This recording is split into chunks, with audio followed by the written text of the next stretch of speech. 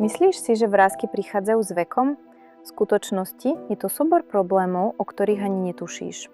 Syntetické séra a krémy nikdy nepriniesli trvalé výsledky. Prvých pár dní sa cítiš dobre, konečne sa o seba starám.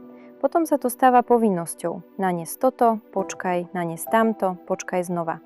Krém a zase čakáš pol hodiny každé ráno a večer. Na konci dňa je toto posledné, čomu sa chcem venovať. Míňam peniaze, míňam čas a aj tak neviem, či to vôbec funguje. Jedného dňa som sa jednoducho zastavila a zamyslela. Moja pleť nie je problémová, len si nevie poradiť. Bráni sa, je vyčerpaná a ja na ňu tlačím ďalšie produkty, lebo som si niekde prečítala, že to tak má byť. Po nespočetných hodinách hľadania na internete a po rozhovore s dermatológom som sa dozvedela veci, ktoré úplne zmenili spôsob, akým chápem, čo sa s mojou tvárou deje. A úprimne, uvedomila som si, že nie som jediná. Všetky sme uverili tej istej lži, že s vekom pleť potrebuje viac chémie, viac moderných zložiek, viac drahých zákrokov. A pravda, ktorú som objavila, bola šokujúca. Po 25. až 30. roku života sa bunky v našom tele začínajú obnovovať badateľne pomalšie. To vedie k hromadeniu starých a odumretých buniek. Objavuje sa pigmentácia a suchosť. Pleť stráca svoj jas a stáva sa hrubšou, na pohľad aj na dotyk. Okrem toho, popri spomalenej regenerácii, klesá aj produkcia kolagénu a elastínu.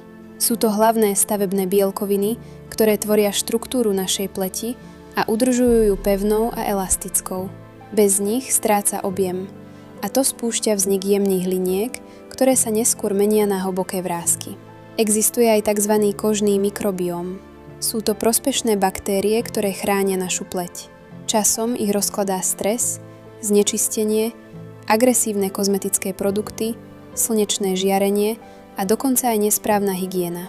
Keď sú prospešné baktérie narušené, pleť stráca svoju ochranu. To ju ďalej vysušuje, robí citlivejšou a vedie k šupinateniu. Dobrou správou je, že každý jeden z týchto problémov sa dá prirodzene napraviť. Riešením nie je viac chémie ani injekcie.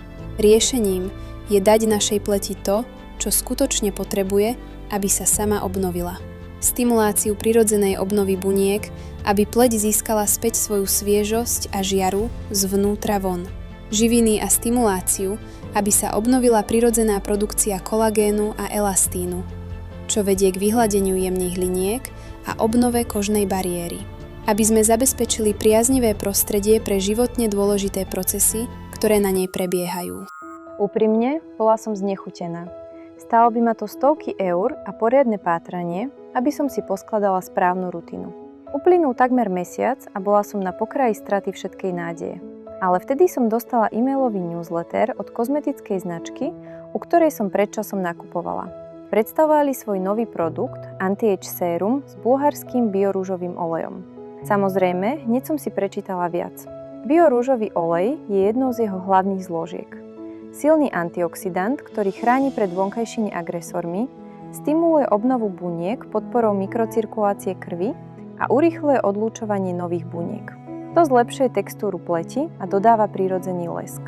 Ďalej, hydrolyzovaný sojový proteín. Aktivuje gény spojené so syntézou kolagénových vlákien, čo priamo podporuje produkciu kolagénu a elastínu. Zlepšuje tonus, vyhladzuje jemné linky a dodáva mladistvejší vzhľad. Prebiotikum a postbiotikum z rúže damascenskej. Strava a ochrana pre prospešné baktérie. Obnovujú kožný mikrobióm na bunkovej úrovni, posilňujú prirodzenú bariéru, zlepšujú hydratáciu a posilňujú antioxidačnú ochranu.